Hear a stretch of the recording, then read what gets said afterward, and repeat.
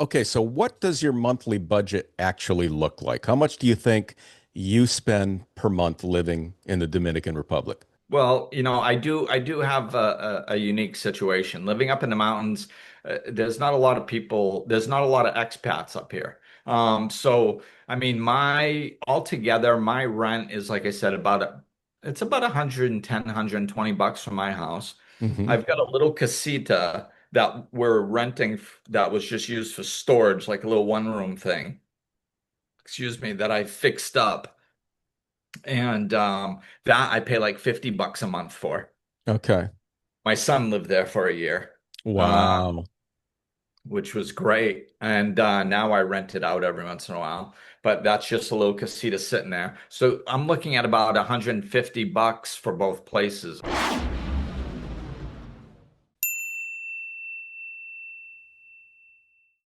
Hi, can Ernest and I ask you a favor? If you find our content helpful, please hit that subscribe and like button. It truly helps us grow and it makes Ernest happy. All right, so today we are heading over to this beautiful Caribbean country called the Dominican Republic with my new friend Glenn Ambrose. Glenn, how you doing? Wonderful. Hey Living in man, paradise, living the dream. you're living you're living the dream, buddy. And so this is fantastic. Thanks so much for taking the time out of your day to be a part of the podcast. I appreciate it. Let's start out with you just giving a little bit of backstory about who you are, where you're from, why you left the US, and how you landed in the Dominican Republic. Okay, we'll try to keep this brief if I can. I'm 57 now, so that's a long story. But no, I grew up in Massachusetts, small town Massachusetts, um, and pretty wild youth. Later on, about 22 years ago now, I woke up spiritually. I actually got sober. I was an alcoholic for 20 years. So I got sober. In a process, I woke up spiritually, saw life very differently, and moved back up north to Rhode Island. I was in Florida for 10 years, moved back up to Rhode Island to be with my son. I had had a son like a year or two before, and ended up starting my life coaching business and living in Rhode Island. And then my son ended up moving in with me. So it was him and I. We ended up moving down to Florida, back down to Florida, years later, like 14 years later. And then we're there for a couple of years. He was getting older and COVID was hitting. And it really wasn't affecting us that much. I mean, he was going to work every day. I worked from home, so really wasn't a big deal. Yeah. But I could feel it was going to be big. I didn't know what it was going to be, but it was going to be big. And I kind of see everything like from an energy standpoint. So I'm like, okay, this is going to be like a big wave of energy, and I can either ride it or I can get wiped out by it. So how do I ride this wave of whatever's transpiring in the world? So I started meditating more often, and I kept getting international travel and community. So I'm like, okay, I got to start looking into international travel. So I was going to do a retreat in Panama. So I contacted this person. They're like, come on over. I says, okay, great. So I'm going to go over there for a visit, and I'm planning on staying maybe a couple months because again, I can work from home with my podcast and my business. So my flight keeps getting canceled. In the meantime, I see this video of this spiritual teacher on Instagram, which I don't usually watch, but it caught my attention. And I was like, eh. I reach out because they keep posting these beautiful pictures of the Dominican Republic. So I says, hey, can we hop on a call? She says, sure. So we get on a call. I'm like, what's going on? She's like, oh, it's beautiful. You should come check it out. Okay. So I changed my flight to a Dominican flight. I come over, her and her boyfriend pick me up at the airport, help me pick an Airbnb in the area close by. I come over, I meet like 17 people in 2 months, where in Florida I met like two in 2 years. Yeah. Wow. Everybody was just so friendly and sociable, and I met locals, and and they were so happy and it was so beautiful, and the nature over here is like untouched. I would walk for hours along the beach and not see another person. Yeah. And I'm like, I didn't even know they had places like this in the world left. I had never traveled internationally before. Yeah. So I was like, oh my God. So I fell in love with the place. And yeah, next thing you know, I was over for 9 weeks. Um, I was like, if I can't, as long as my son is all set, I'm I might move over. Yeah. I can't think of a reason not to.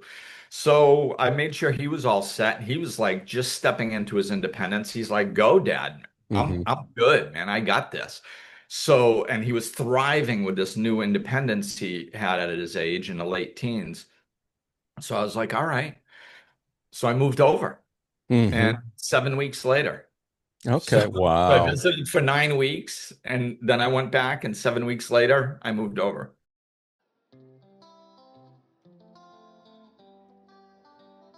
If you've been thinking about moving abroad, but you're still stuck on where to go or even where to qualify, well, you're not alone. That uncertainty is exactly what holds most people back.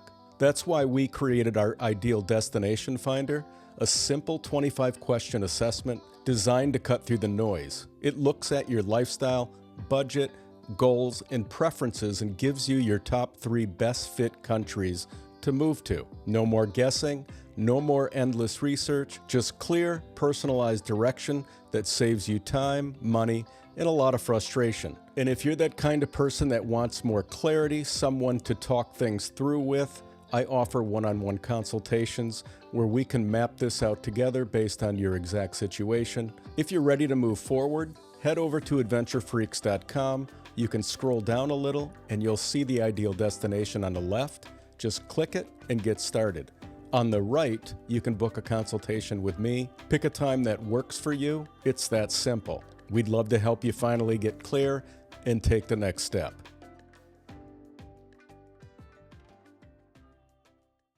Oh, good. That's awesome. That's an awesome story. Congratulations. It's really, I'll tell you, I can't tell you how many times I talk to people, and it's the people that make the place. And when you find your community and you're like, wow, this is incredible, and I feel connected, and it's life changing. And it really influences a lot of people to go, this is where I want to be. What part of Dominican Republic did you pick? I'm on the North Coast, so I went to visit Cabarete on the North Coast by the beach. Cute little beach town, lots of spiritual people there, lots of expats. Great. And then a couple months after I moved over, that same friend had bought a little piece of land up in the mountains, and there were a bunch of friends were going up to check it out and go camping. They said, "Do you want to come?" I said, "Sure." We come up, we had heard some houses for rent up in the mountains. So we come up to check it out. It was like magical. It was so beautiful up in the mountains. And so we saw a duplex, and there was two couples and myself. So the two couples were going to take the duplex, and I'm like, "Hey, what about me?" And the owner of the land says, "Oh, you need a place too. Come over here." And we walk down a path, and there's a little house, one bedroom house, just sitting there waiting for me. You know, Wow. and what was funny is on the drive up, we're all joking around in the car. And I was like, "Yeah," I says, "You guys can all hang out." I said, "I like my privacy though. Like, so I'm going to have to be set off a little bit, to the side, and I'll have my own little area right over here. And then Yeah. that's where I'll live." And in my head, I said, "Oh, I want screens on the windows." Yeah. A lot of places don't have screens on the Yes. window. Yeah. We come up, and my house is exactly like that. It's set Wow. off to the side. Mine had screens on the windows, the other ones didn't. I was That's like, this is kind of weird, you it's know? like it was like meant to be. It was waiting for you. Yeah. How much do they charge you per month for that house? Oh, I'm I'm almost embarrassed to say. I'm paying about $120 a month. Oh my jeez. And you got a one bedroom house. Now let me is where this house is located, you said it's in the mountains. I'm guessing it's a little cooler up there too, but are you fairly close to the beach? Because people go to the Dominican Republic for the beautiful beaches. Yes. Yeah, and I think they're cutting themselves short. I mean, don't get me wrong, the beaches are beautiful and wonderful, but there's so much more this country has to offer. I mean, like they have deserts here. Yeah. They have the highest peak in the Caribbean, Pico Duarte. Yeah. It's, plus the mountains, the waterfalls, the rivers. It's amazing. But yeah, I can get to Cabarete. I go down there. I actually just got a second place there a couple weeks ago. So now Okay. I have a place in the mountains. I have a place down by the beach. But I've been going to Cabarete about 2 times a week. And Yeah. I can get to Cabarete itself in about 45 minutes. I can Okay. get to the beach in about 30 Yeah. Okay. from my Okay. place up in the mountains. So you had to get a car. Yes. Okay. Okay. All right. So you need, once you move to a place, you got situated, you fell in love, you found your community. It's an amazing place. You got a killer rental in your own house, but you need to figure out how to reside there long term, residency, visa. Explain how you're doing that. I'm taking the easy route. Like up until I mean, I'm planning on getting my residency, but the United States is like one of the only countries that taxes on citizenship and not residency. Yes. So the benefits, there's really not this big push. So I just live here, man. Yeah.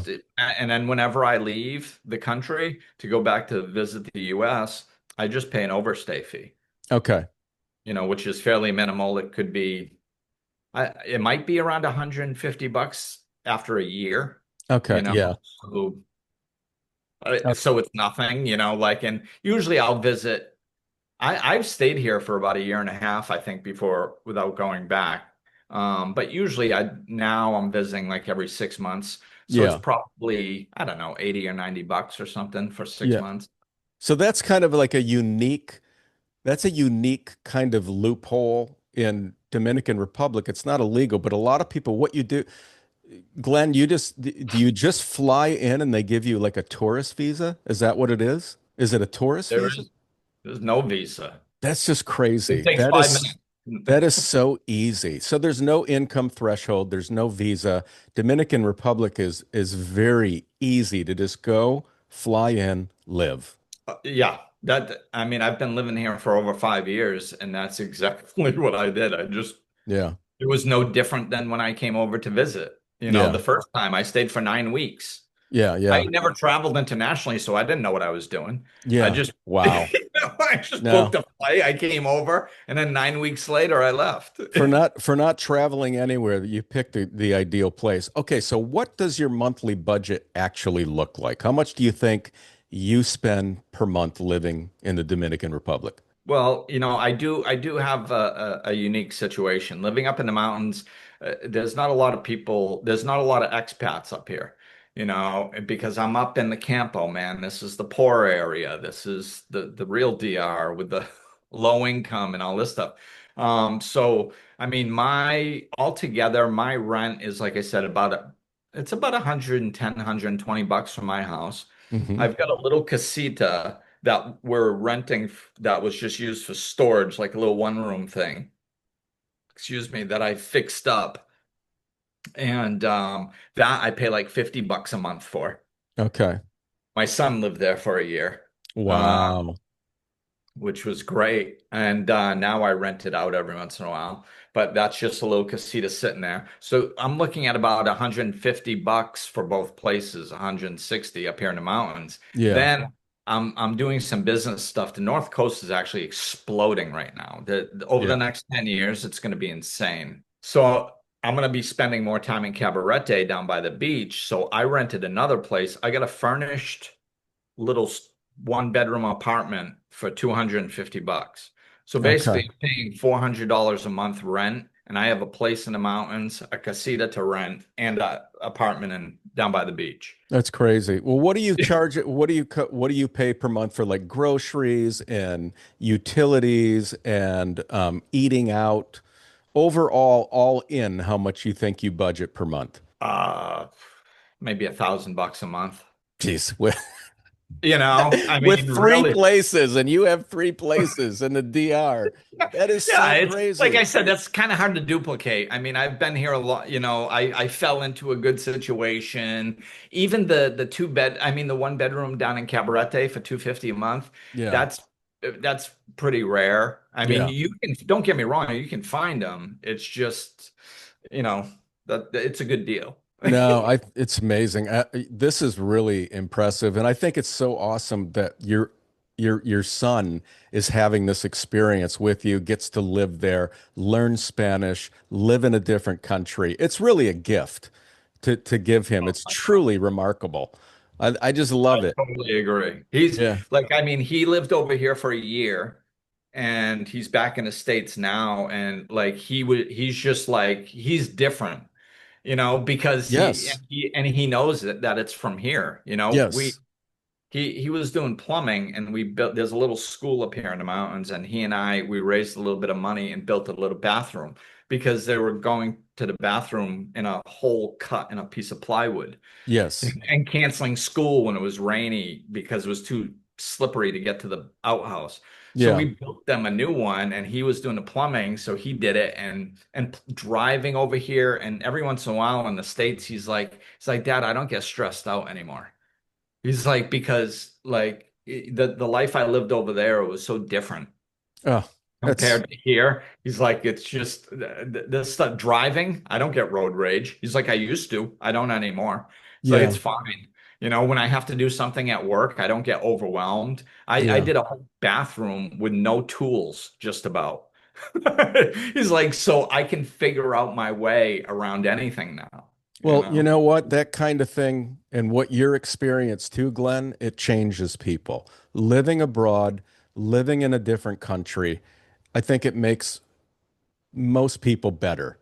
And it's Absolutely. truly a gift that you're giving your son, which is great. He can come and go whenever he pleases, and that's awesome. All right, so let's dive into healthcare is always a concern for the viewers, especially coming from the US. What is healthcare like there? What's the real experience? Is it affordable? Oh yeah, I think it's way better. I mean, up in the town, like I live up in the mountains, dirt road up in the mountains. So down at the base, there's a little town, that's 10 minutes away. So I can go to grocery shopping. There's a hospital there.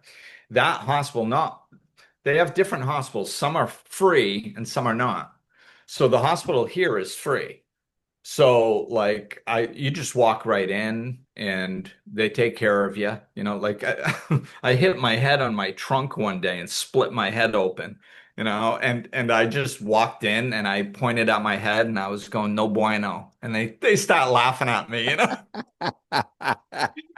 And I go That's in, they shoot me up with some Novocaine, stitched me up, walked out, said on the way out, they're like, oh, wait, un momento. They're like, what's your name?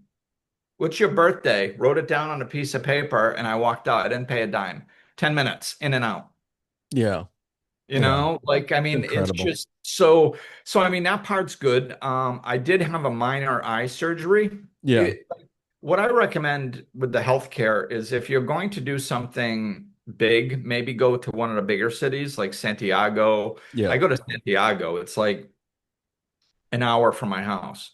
And they have really good doctors and stuff like that. So I went there for a minor eye surgery Okay. and I had some insurance, which was about 65 bucks a month. And I went there and I don't know for sure if they took advantage of me because of the color of my skin, because it happens, Yeah, So sure. they see a Yeah, gringo walk in, they're like, yeah, ooh, you gotta be careful with that. But they said my insurance covered 80%. So they're like, oh yeah, here it is, you just owe a couple $100.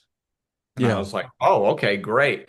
And then they're like, well, then you got to pay for the anesthesiologist, and then you got to pay for this, and then you got to pay for that. That's not included in the 80% that the insurance covers. Interesting. Yeah, So I had to pay like an extra like 400 bucks on top of the 200 that I paid, which was a little bit, uh, you know, not good. yeah. So you got to be careful with that type of stuff. But Sure. even with that, I mean, I had an eye surgery where they put me out completely out, Yeah. and so, and I paid probably all combined, maybe 500 or 600 bucks, somewhere around there. Right. Which would be I mean, thousands in the US. oh, yeah, easily. Okay. So So you, I you, think it's better. And I've heard a lot of really good stories about other people that have been here that have real high quality insurance and yes. have had, and high quality, I mean, under $100 a month. Yeah. And they go, I just talked with somebody the other day where they went to Puerto Plata for, they were in the hospital and stuff, and they said it was like a five-star resort, private room, five doctors working on them. Yeah.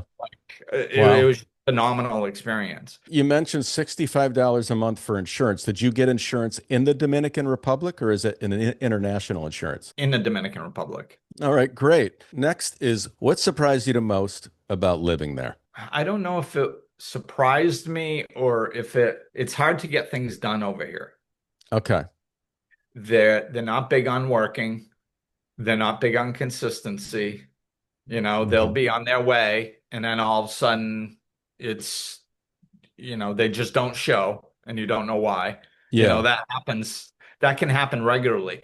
You can find the people. It's getting better, I think. The more expats are over here, and then the more Dominicans that are understanding what the expats want and Yeah. how the expats function. And then all of a sudden they're seeing their neighbors cater to the expat lifestyle and give them what they want, and they're making tons of money. So now the Dominicans are starting to go, oh, okay, so if I adopt this way, I can make a good living for my family. Hmm. So I think it's in the process of changing, but it can be really hard to get things done, and it can be hard to find a really good mechanic. Okay. Just about anything, plumbing, like anything that you need done, it can be difficult to find the right person. Okay. All right. The next question is what's harder than people expect? Being an expat. Yeah, it's just the adjustments. I think it's really what I just mentioned. It's getting used to, you can't depend on things so much. It's not consistent so much over here. Like Yeah. in the United States, we don't realize how conditioned we are Yeah. until you get out of it. Like if some, in the United States, if somebody's tire on their car hits the white line in front of you, we're like, what is this person drunk? Like, my Right. God, they're gonna kill somebody. Here it's like, you got a truck coming up your lane the wrong way, and a car coming up right next to them in the right lane, and then two motos coming at you on, all the wrong direction, Yeah. and you're going, what do I do?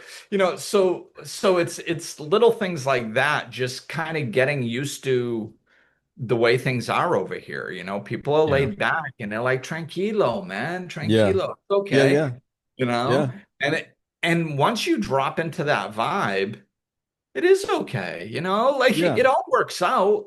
It's But the we just think, like, if the grocery store doesn't have broccoli in the United States, people are about to lose their mind. I mean, who's doing the ordering over here? This is absolutely insane.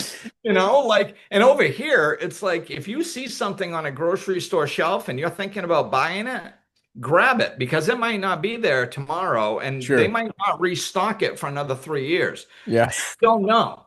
Like, so so it's like it's adapting. But to me, I like it. To Yeah. me, it forces me to disconnect from that. See, all that consistency and structure, it gives us the illusion of control. Yeah. We In the United States, people think they can control their reality. And because they kind of can fairly consistently, Yeah. you know? So when something goes wrong, they're like, oh my God, this is ridiculous. Over here, there is no consistency. Like, Yeah. so you're forced to live more in the moment, to be more laid back, to relax. So it's if I think if you're going to come here, you need to look at the culture and absorb it, learn to understand it a little bit better, and say, okay, do I want to become this type of person? Yes. Because the worst thing that there is expats moving to another country trying to turn it into the United States. If you want the United States structure and consistency, stay there. Yeah. Do not come to another country and then complain that it's not like the United States. It's not supposed to be like the United States. Yeah. You know? Yeah. Yeah. Yeah. So if you But don't, but it's like anywhere, I think it depends on the person because we're all different. And it's like if yeah. for me, I love the freedom here. I love the people. I love the laid back lifestyle. I love disconnecting from the conditioning and all that stuff. And I think it makes me a better person. That's why I'm here. Yeah. Yeah. But some people don't like that. So if you don't want to adapt to the lifestyle here, then don't move here. Yeah. Don't move here and then try to change it and get upset because it's not like, a more developed country. Yeah. Yeah, well said. All right. Well, Glenn, that's everything. We've covered everything. Is there anything else that you can think of that could be beneficial for the viewers considering moving to Dominican Republic that we didn't cover? The only thing I'll mention was like when I was first visiting over here, I was so curious, I had never traveled before. So the Dominican people are just so wonderful. They're happy. And what I found interesting is I would talk to them and I'd be like, the minute they're like, oh my God, what do you like over here? And I'm like, oh, I love the people. You guys are so happy. And they'd be like, yes, we're very happy. And I go, yeah, but you guys don't have a lot. And they'd get very confused. They'd go, we don't have a lot. Like, what do you, oh, like things? And I'm like, yeah, you don't have a lot of things. You don't have a lot of money. And they'd be like, oh, no, no. And I go, but you guys are very happy. And they'd get confused again. See, my point is they hadn't drawn a line from being happy to having things. They thought I was changing the subject. Yeah. They're like, what we're talking about being happy. Now all of a sudden he's talking about us having things. That's two completely different subjects that have Yeah. nothing to do with one another. Yeah. So they were wondering why I kept flip-flopping topic subjects. Yeah. Yeah. That to me was one of the coolest things. I'm like, oh my God, they don't have a line drawn from having things to happiness in the United States. And it's reflective in the culture. Like Yeah. even if somebody commits a crime, there's not that anger attached to it. Yeah. There's not the you have and I don't, so I'm gonna take, screw you. Yeah. You don't have all that anger. If they're gonna steal something because they need it, they steal it because they need it. They get caught, they're like, Yeah. but it's not that they're just happier. They don't, Yeah. Yeah. they don't have all that anger attached to them. So I Yeah. thought that was very, very cool to notice that they hadn't drawn that line. And I think it's one of the main reasons why they're still so happy over here. All right. Well, Glenn, thanks so much for sharing this information. Thanks so much for this was fantastic, and I can hear the insights in what you do as a coach because it was coming through in this podcast as well. But thanks so much for doing this, man. I truly appreciate it. My pleasure. Keep doing what you're doing. It's working.